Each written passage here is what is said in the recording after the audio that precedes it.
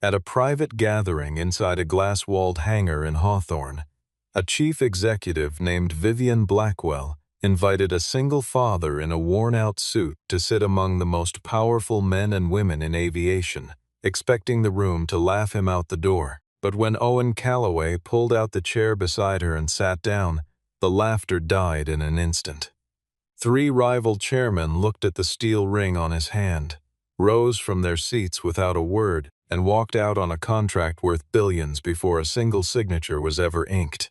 Vivian had no idea why. Owen knew exactly why. They were not afraid of the man in the faded jacket. They were afraid of what he had kept, quietly, for over a decade, about the very planes bearing their own names. If you love stories where quiet people hold more power than the room realizes, stay close. Because what happens next will change how you see every empty chair at a table like that one.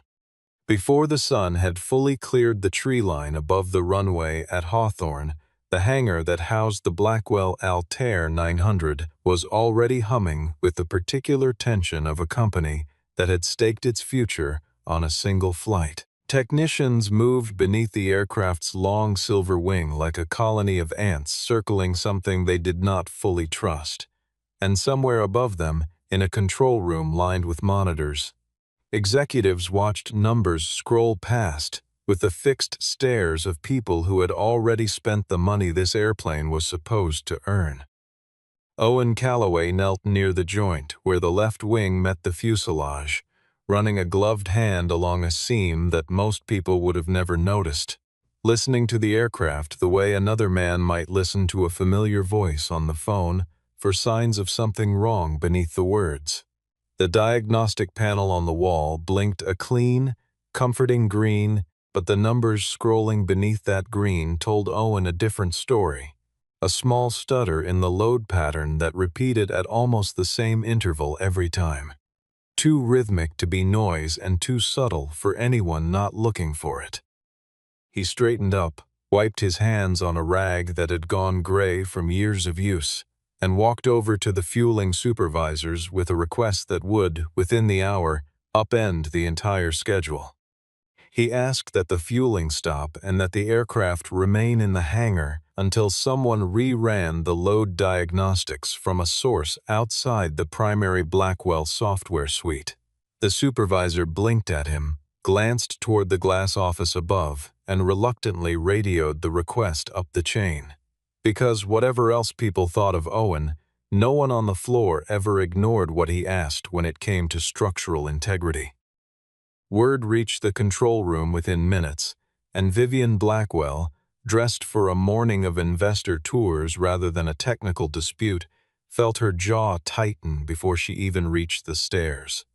She had scheduled every hour of this day with surgical precision, and a single line worker with a laptop that looked older than some of her interns had just thrown a wrench into the machinery of a launch that mattered more to her than almost anything else in her professional life.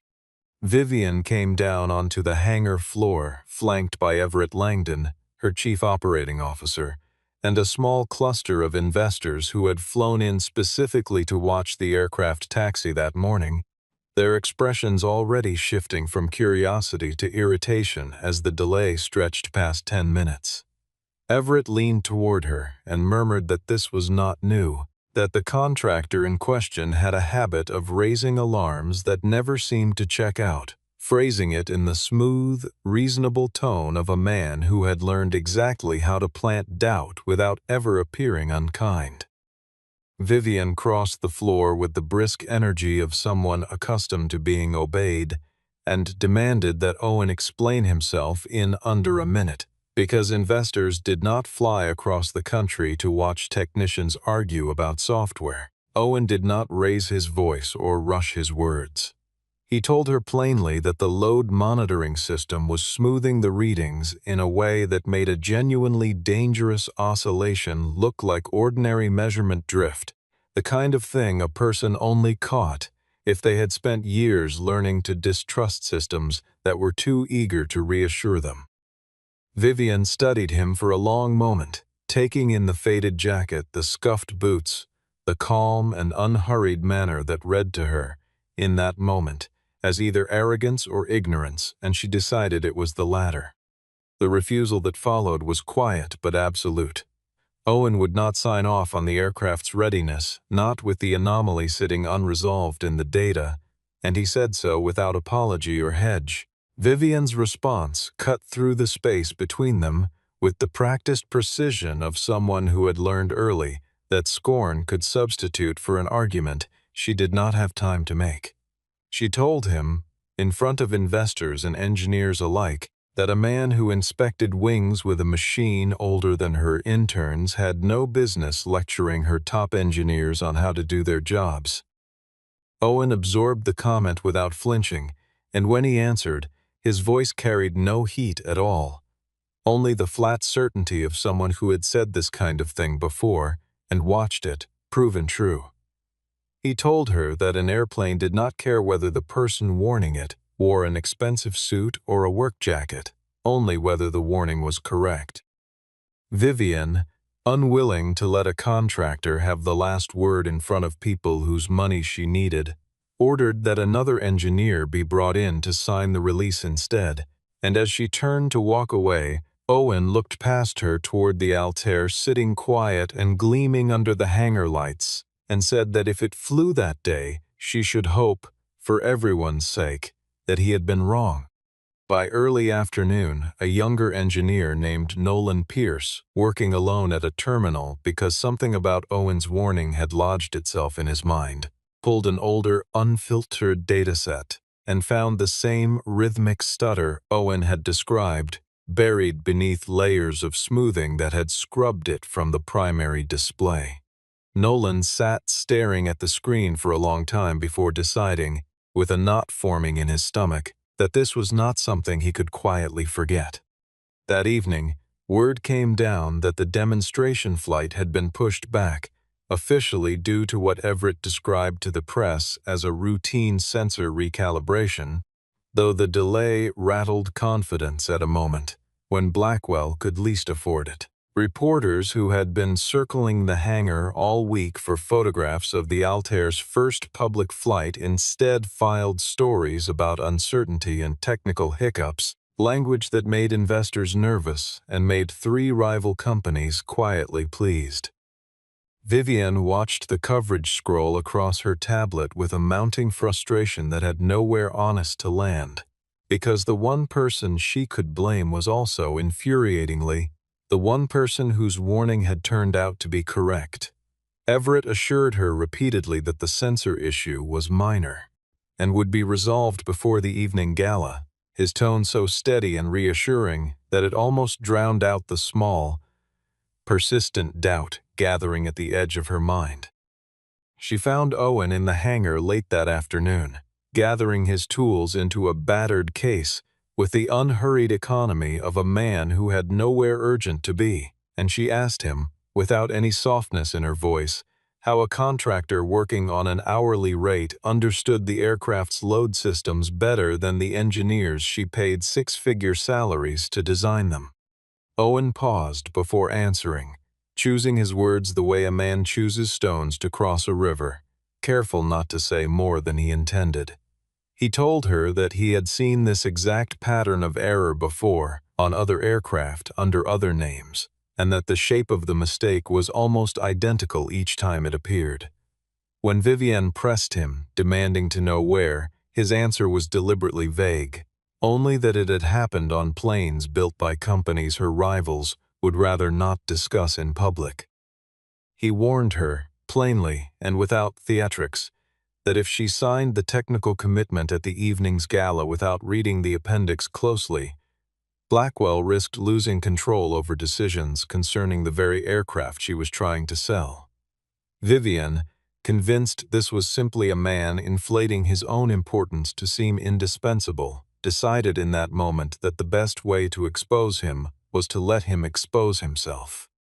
She reached into her folder and withdrew a heavy cream invitation card, the kind reserved for the evening gala where the most powerful figures in commercial aviation would gather to finalize agreements worth staggering sums, and held it out to him with a small, sharp smile.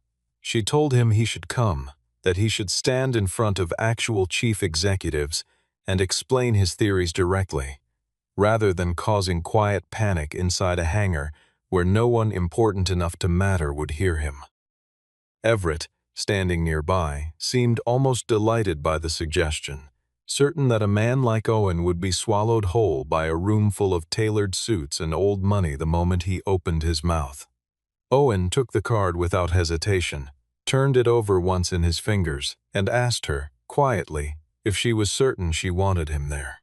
Vivian told him she wanted him to see, with his own eyes, exactly who decided which aircraft got to fly. Owen looked at her for a long moment before answering that by the end of the night, she would understand how little those people actually decided at all. The moment Owen was out of earshot, Everett slipped away to a quiet corner of the hangar and placed a call to Conrad Wexler, chairman of Wexler Dominion Aviation, informing him in a low voice that a man named Calloway might be making an appearance at the gala that evening, and that it would be wise for certain people to be prepared. That night, Owen returned to the small house he shared with his daughter, the kind of modest home that never drew a second glance from neighbors, who had no idea what he had once built with his own hands.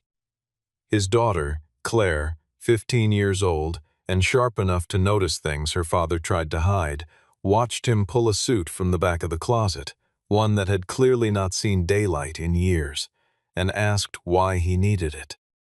Owen told her only that he had to see some people he used to work with, offering nothing more, and Claire, who had learned long ago not to push when her father's voice went quiet like that, let the question drop, even though she could tell he did not want to go. Before he left, Owen opened an old wooden box kept on the top shelf of his closet and lifted out a ring made of dull gray steel, its surface scarred with the kind of wear that only came from years of being handled, and then later deliberately preserved. Etched faintly into the inner band was a flight designation, worn but still legible if a person knew exactly where to look, a code that meant nothing to anyone outside a very small circle of people who had once shared something extraordinary. He slid the ring onto his finger, looked at himself in the mirror for a long moment, and left the house without another word.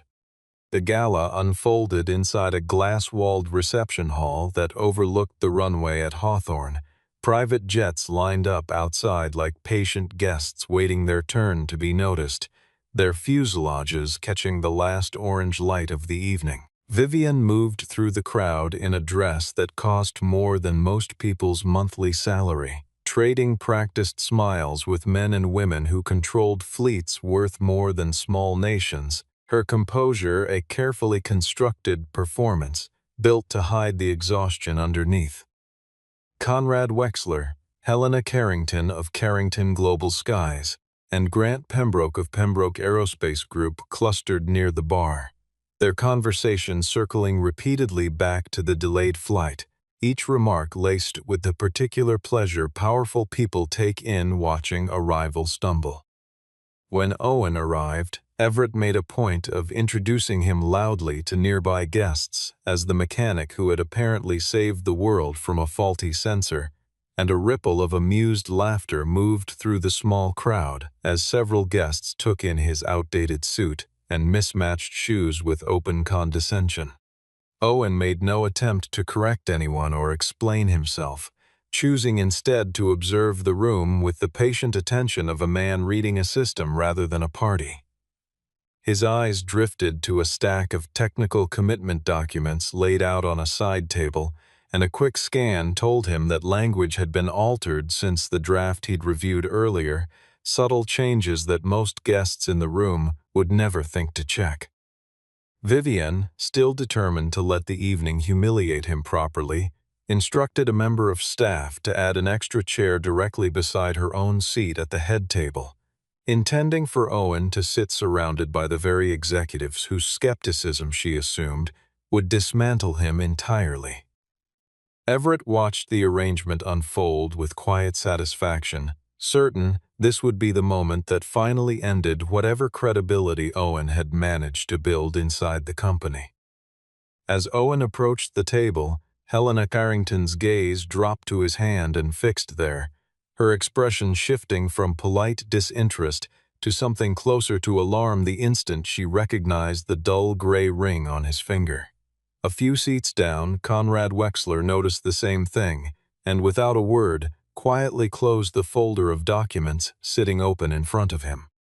Owen rested a hand on the back of the chair beside Vivienne, and as he did, three of the most powerful executives in commercial aviation exchanged a glance loaded with something that had nothing to do with amusement and everything to do with fear. Vivienne gestured for Owen to sit, introducing him to the table with the same dismissive framing Everett had used earlier, describing him as a technician who apparently believed he understood aircraft better than corporations worth billions of dollars. This time, no one laughed. Helena Carrington leaned forward slightly and asked Owen, in a voice suddenly stripped of its earlier warmth, whether he still represented Northstar Flight Systems in any official capacity. The name landed on Vivienne like a small, cold shock, though she kept her expression carefully neutral, unwilling to let anyone at the table see that she had no idea what Helena meant. Owen answered simply that ownership at Northstar had never changed hands, not in the way some people might have assumed or hoped. Conrad Wexler asked, with pointed precision, whether Vivienne had already signed any formal agreement with Owen regarding her aircraft software. Vivienne, refusing to let her confusion show, said only that Owen was seated beside her and that everyone was free to draw their own conclusions from that fact. What followed happened almost too quickly to track. Conrad Wexler rose first, announcing in a measured voice that Wexler Dominion was not yet prepared to sign any binding technical commitment that evening, offering no further explanation as his assistant quietly gathered his papers. Helena Carrington followed almost immediately, motioning to her legal counsel to retrieve every document bearing her company's letterhead from the table before anyone could photograph them in place. Grant Pembroke tried for a moment to maintain an air of composure, sipping his drink and glancing around as though weighing his options, but within a minute he too rose and made his way toward the exit. Smaller executives, watching the larger players retreat, began peeling away in twos and threes, murmuring apologies about early flights and prior engagements that fooled no one. Within a matter of minutes, the room that had been crowded with Vivienne's rivals only moments earlier stood nearly empty, the contract worth billions of dollars still sitting untouched and unsigned on the table where it had been left. Outside the glass walls, photographers who had gathered to capture the evening's triumphant deal-making instead found themselves documenting a strange, sudden exodus of some of the most powerful people in the industry. Vivienne waited until the last stragglers had gone, before pulling Owen into a private meeting room just off the main hall, closing the door with a force that betrayed how tightly she was holding herself together. She demanded to know how men who had never once shown fear of Blackwell Aeronautics had fled the room simply because he sat down beside her. Owen told her, calmly, that they were not afraid of him as a person, but of what he legally owned and the evidence he could produce concerning Northstar's technology. He pointed to a clause buried deep within the technical commitment, one requiring each signing company to formally confirm that its aircraft did not rely on any unauthorized modification of Northstar's original software architecture. If any of them had signed that clause in front of the man who still held the original source code and audit rights, they would have handed him documented proof of their own wrongdoing. Vivienne, still struggling to absorb what was happening, asked why Blackwell itself had not simply walked away like the others. Owen looked at her steadily and told her that Blackwell had not left the room because she did not yet know her own company was on that same list. He reached into his jacket, withdrew a small data drive, and set it on the table between them without ceremony, its plain black casing giving no hint of the weight it carried. Etched on a small label was the designation of the Altair 900, alongside a digital signature that traced directly back to Everett Langdon. Owen began, slowly, to explain where all of this had started. 12 years earlier, he told her, he had worked alongside 4 other engineers to build a system capable of detecting fatigue cracks in composite aircraft wings before they became visible to the human eye, a technology built on tracking almost imperceptible patterns of vibration under load. That system became the foundation of a company called North Star Flight Systems, which eventually licensed its technology to several major manufacturers under strict conditions, chief among them, that no company could alter the core code without direct approval from the original founding engineers. After his wife passed away from a long illness, Owen had stepped back from the company entirely, choosing a quieter life so he could raise Claire without the constant demands of an industry that rarely left room for grief. He retained ownership of the source code and full audit rights, a detail buried in legal filings that most people in the industry had long since forgotten, assuming wrongly that his departure meant North Star's influence over their operations had quietly faded away as well. Vivienne pulled up internal purchasing records on her tablet with hands that were no longer entirely steady, and there, buried in the approval chain, she found Everett's signature authorizing the acquisition of new load monitoring software presented internally as an official North Star upgrade. Owen told her, without judgment in his voice, that she may genuinely not have known, but that from this moment forward, continued silence would make her responsible in ways that ignorance could no longer excuse. Vivienne, cornered and defensive, accused him of using the chaos of the evening to seize leverage over her company, her voice rising with the particular sharpness of someone protecting the last scrap of control she had left.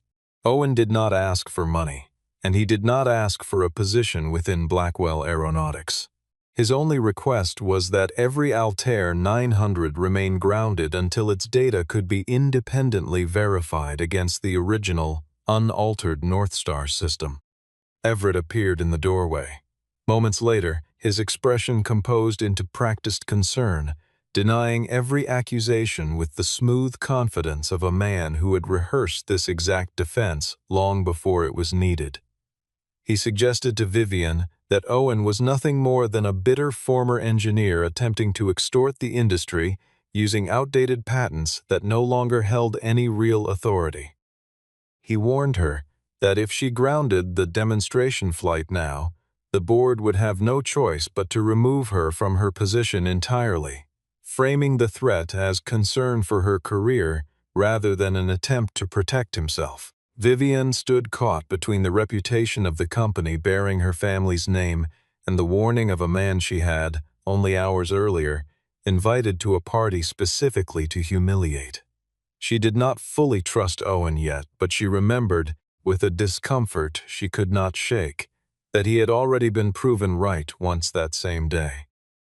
After a long silence, she ordered the flight delayed an additional 6 hours so an independent verification could take place, a decision Everett accepted outwardly with calm before slipping away to quietly issue a command that deleted the last 3 months of stored flight test records. When Owen's small team attempted to pull historical load data the following morning, they found the servers scrubbed clean, 3 months of critical testing history simply gone, as though it had never existed at all. Owen assembled a small, trusted team inside the hangar before dawn, calling on Nolan Pierce, an electronic specialist named Marin Cole, and a test pilot named Reed Lawson, each of them willing to work through the night without asking too many questions about why. When it became clear the primary servers had been wiped, Owen revealed something Everett did not know, that the load sensors embedded in the aircraft's wing retained a separate, independent memory buffer never connected to the central Blackwell network. The team carefully opened an access panel along the wing to extract raw, unfiltered readings directly from the hardware itself, a slow and delicate process that left no room for mistakes. Vivienne, still dressed from the gala the night before, arrived at the hangar and, for the first time in longer than she could remember, worked shoulder to shoulder with technicians rather than observing them from behind glass.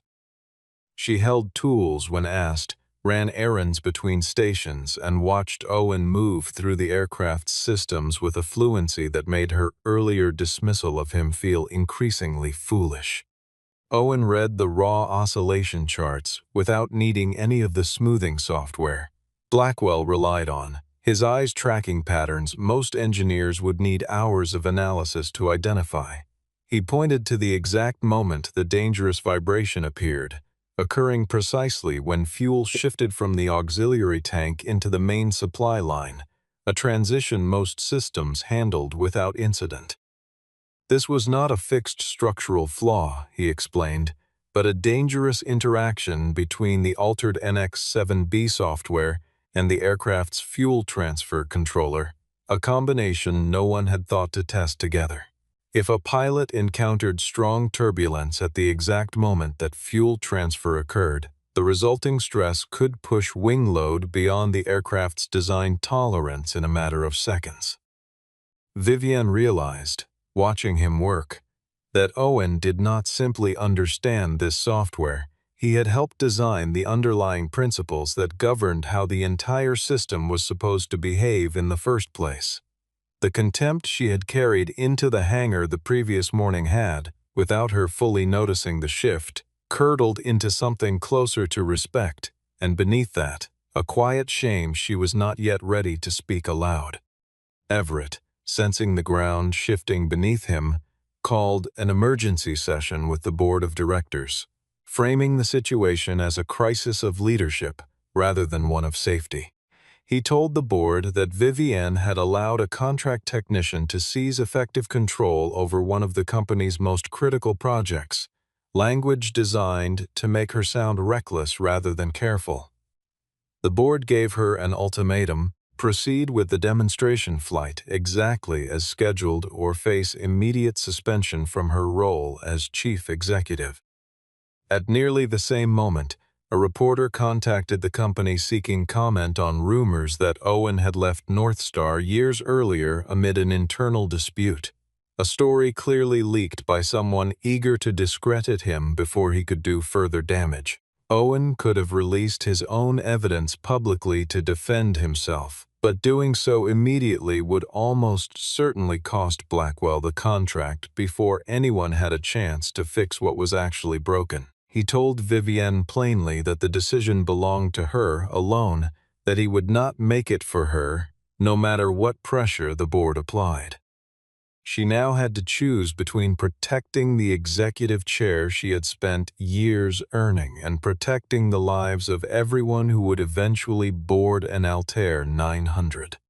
When Vivienne finally announced that the aircraft would still take the runway as scheduled, Owen felt something in his chest tighten, certain, in that moment, that she had chosen the chair over the truth after all. What Owen did not yet understand was that Vivienne had no intention of running the flight the way the board expected. Rather than presenting it as a routine commercial demonstration meant to reassure investors, she quietly restructured it into a fully monitored technical test flight, stripped of its celebratory framing entirely. She required every investor and client in attendance to watch live data feeds from the ground, rather than simply witnessing a smooth, choreographed takeoff meant to inspire confidence. In front of all of them, she stated plainly that Blackwell was actively investigating an irregularity within its load monitoring system, a level of transparency that visibly unsettled several members of her own board. Their anger was immediate, several accusing her of damaging the company's market value simply by admitting uncertainty existed at all. Vivienne held her ground, telling them, with a steadiness that surprised even her, that a reputation built on concealment was not a reputation worth protecting once lives were genuinely at stake. Owen returned to the world of test flights that morning for the first time in years, though not as the one at the controls. He took a seat at the flight engineer's station beside Reed Lawson, tracking load data in real time rather than piloting the aircraft himself, his old certifications having long since gone unused. Vivian, who held her own pilot credentials from years earlier, chose to sit in an observation seat rather than remain safely on the ground, unwilling to ask others to accept a risk she was not willing to share. The Altair lifted off cleanly, executing a series of low, controlled passes around the airfield exactly as planned, the engine steady and the cabin quiet except for the low hum of instruments. As the fuel system began its scheduled transfer from auxiliary to main supply, the load chart on Owen's screen began to spike in precisely the pattern he had predicted the night before. Reed responded immediately, easing off speed and shifting the aircraft into manual control, his hands steady despite the sudden tension filling the cockpit. The moment passed without incident, handled with the kind of controlled precision that came only from a crew who had spent the entire night preparing for exactly this possibility, and no one aboard was ever in real danger. With the anomaly confirmed in real time, Owen activated the original, unaltered North Star diagnostic code stored on his own private drive, code that had never been touched by anyone at Blackwell. The system immediately flagged the exact oscillation that the newer NX-7B software had been quietly smoothing away for months, presenting it clearly on every monitor connected to the live feed. That data streamed directly into the operations room below, visible to board members and client representatives alike, with no filter and no opportunity for anyone to soften what it revealed. Vivian understood, watching the numbers scroll past in front of dozens of witnesses, that had the original demonstration proceeded as first scheduled, with a cabin full of paying passengers, they might have unknowingly placed many lives at serious risk. The aircraft landed safely a short while later, greeted on the tarmac not with the celebratory applause originally planned, but with a tense and watchful silence. Owen told the assembled crowd that the flaw itself could be corrected, but that the industry as a whole needed to accept the full truth rather than continue managing around it. As the cabin door opened, aviation safety investigators and legal counsel representing North Star Flight Systems were already waiting on the tarmac for Everett Langdon. Just as it seemed the truth had finally surfaced completely, Everett turned to face the gathered board and calmly announced that Owen himself had once signed off on the very NX-7B software now under scrutiny, transforming the man being treated as a hero into a suspect in front of everyone watching. Everett produced a printed document bearing what appeared to be Owen's own digital signature, timed and dated to suggest his direct involvement in approving the flawed software years earlier. He suggested, with practiced calm, that Owen had quietly accepted payment from multiple manufacturers before reinventing himself as a whistleblower, framing the entire evening as an elaborate act of manipulation. Several board members, already exhausted and rattled by the day's events, began to look at Owen with fresh suspicion, uncertain now who exactly deserved their trust. Vivian stood at a genuine crossroads, holding an opportunity to shift the entirety of the blame onto Owen and quietly protect both herself and her company from further scrutiny. Owen did not deny that the signature belonged to him, acknowledging calmly that the digital key had indeed been his at one point, but explained that it had been formally revoked years earlier following his departure from North Star. To prove it, he explained, he would need direct access to North Star's original, untouched archival servers, records that existed entirely outside Blackwell's system and could not be altered by anyone in the room. Everett, sensing an opening, instructed security to escort Owen from the building immediately, his voice sharp with the confidence of a man certain he had just regained control of the narrative. Vivian stepped between them before security could move, stopping the moment cold with a single raised hand. In front of the entire board, she admitted openly that she herself had invited Owen to the gala the previous evening, specifically intending to embarrass him, a confession that visibly startled several people in the room. She told them that mistake did not entitle her to keep judging him based on appearances, particularly not after everything the previous day had proven about who had been telling the truth all along. Vivian personally authorized full access to Blackwell's internal systems for Owen and instructed her legal team to cooperate with him completely, without restriction or delay. It was, for perhaps the first time in her career, a moment where she placed the truth above the protection of her family's carefully built reputation. The steel ring Owen wore was not merely a keepsake from a life he had left behind, but a physical authentication key belonging to Northstar's original founding engineers, one of only a handful ever created. Owen used it to unlock an archival storage vault that no one at Blackwell had known existed, its records protected by hardware verification that no software manipulation could ever forge. The recovered logs showed clearly that the signature on the NX-7B contract had been generated 3 full years after Owen's own access credentials had been formally deactivated, a timeline that made his supposed approval technically impossible.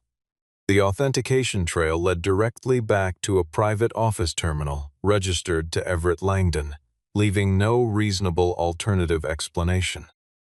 Additional emails recovered from the same archive proved that Everett had sold the identical flawed software to Wexler, Carrington, and Pembroke as well, each transaction structured to look like a legitimate upgrade. It became clear, in that moment, exactly why the 3 rival executives had fled the gala so quickly the night before, each of them having been personally assured by Everett that Owen would never resurface to challenge what they had all quietly agreed to overlook. Just when the evidence seemed complete, Owen revealed one final detail, that Everett had not acted entirely alone, and that at least one member of Blackwell's own board had helped him conceal the truth for years. The man who had helped Everett was Malcolm Blackwell, Vivian's own uncle, and the company's honorary chairman, a figure whose name carried nearly as much weight within the organization as her own. Malcolm had long believed that strict safety standards were costing Blackwell valuable ground in an increasingly competitive market, a belief he had never hesitated to share in private conversations. He had authorized Everett's rollout of the NX-7B software under the justification that every competing manufacturer was quietly doing something similar, treating the shortcut as an unfortunate but necessary cost of staying relevant. Malcolm now demanded that Vivian hand Owen over to legal proceedings and keep the entire matter contained, insisting this was the only way to protect the family name that had built the company from nothing. He reminded her, coldly, that Blackwell Aeronautics had existed long before she was ever born and would continue to exist long after her, regardless of whatever decision she made in that room. Vivian called an emergency meeting of the full board directly inside the hangar rather than in the polished conference room upstairs, choosing deliberately to hold the conversation surrounded by the very aircraft whose safety was in question. Owen presented the recovered data without asking for any position of control within the company or any financial compensation for what he had uncovered. His conditions for restoring Northstar's license were simple and unyielding: that Blackwell disclose every violation publicly, that every aircraft currently in service be independently re-inspected, that both Everett and Malcolm be permanently removed from any operational authority, and that an independent oversight mechanism be established going forward. Several board members resisted fiercely until they learned that all 3 rival companies had already begun quietly grounding portions of their own fleets in the wake of the previous night's revelations. If Blackwell acted decisively now, ahead of its competitors, it stood a real chance of becoming the first company in the industry to genuinely rebuild public trust rather than simply manage the fallout. Vivienne cast her vote against her own uncle, her voice steady even as her hands trembled slightly beneath the table where no one could see. Both Malcolm and Everett were formally suspended pending a full investigation, their offices sealed before the day was finished. Blackwell voluntarily halted all deliveries of the Altair 900, a decision that caused the company's stock to dip sharply within hours. Though not a single client chose to cancel their existing contract outright. Many pilots and engineers within the company publicly voiced support for Vivienne's transparency, several noting that they had long suspected something was being hidden but had never felt safe enough to say so aloud. Owen did not accept a position as chief executive, nor any ownership stake in Blackwell Aeronautics, choosing instead to serve as an independent technical advisor with one specific, non-negotiable authority: the power to ground any aircraft the moment he identified a genuine risk. After the meeting finally ended and the hangar had emptied of board members and lawyers, Vivienne turned to Owen and asked, quietly, why he had continued to help her at all after the way she had treated him. Vivienne admitted, without excuse or deflection, that she had invited him to the gala specifically because she wanted him to feel small in front of people whose opinions mattered to her far more than they should have. She confessed that she had grown so accustomed to people respecting the Blackwell name on sight that she had stopped noticing how easily she used that same power to diminish people who could offer her nothing in return. Owen did not rush to comfort her or offer easy forgiveness, choosing instead to let the silence between them sit for a moment before he responded. He told her that an apology only meant something once the person offering it actually changed how they treated people who could not do anything for them in return. Owen explained, without bitterness, that he had not helped Blackwell for Vivienne's sake, and certainly not for money he had never needed nor wanted. What mattered to him was that no young engineer, somewhere down the line, should ever have to carry the knowledge that they had seen a danger coming and lacked the power to stop a plane from taking off anyway. He wanted his daughter, Claire, to grow up believing in a world where people were listened to because they were right, not because they happened to be wealthy or well-dressed. Vivienne promised him, without hesitation, that every technician at Blackwell would be granted the explicit authority to halt any process the moment they identified a genuine safety concern, no matter their title or rank within the company. 3 months later, the Altair 900 completed its full certification flight, running entirely on the original, unaltered North Star code that had once been quietly stripped away in the name of speed and cost. Wexler, Carrington, and Pembroke all eventually returned to the negotiating table, though this time each was required to accept the transparent oversight framework Owen had insisted upon from the very beginning. At the public announcement marking the aircraft certification, Vivienne kept a single chair reserved beside her own, exactly where it had stood on the night of the gala months earlier. No one in the room laughed this time when Owen walked in and took his seat. She introduced him to the crowd not as a mechanic, nor as some secretly wealthy figure playing a long game, nor as a rescuer swooping in to save the company at the last moment. She simply called him the man who had told the truth in a room full of people who had desperately wanted him to stay quiet. Claire appeared briefly at the hangar sometime after the certification flight had concluded, catching sight of her father's name listed quietly on a technical honor board near the main entrance. Owen did not linger for photographs or handshakes, choosing instead to walk over and help a young technician who was still learning how to properly inspect a wing joint, guiding her hands with the same patience he had once shown countless engineers before her. Vivienne watched him from a distance for a while before carefully placing the old steel ring, the one marked with the designation of the very first North Star test flight, into a small glass display case near the entrance of the building.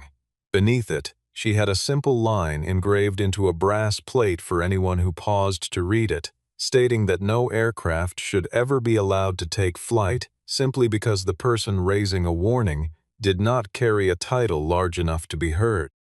When Owen finally returned to where she stood, Vivian gestured toward the empty chair beside her own, the same chair that had once been arranged as a cruel joke at his expense. This time, there was no joke hidden behind the gesture, no test designed to embarrass him, no performance staged for the benefit of powerful people watching from across the room. It was, at last, simply an invitation built on something that had taken both of them far too long to earn, a plain and hard-won respect neither of them would ever again take for granted.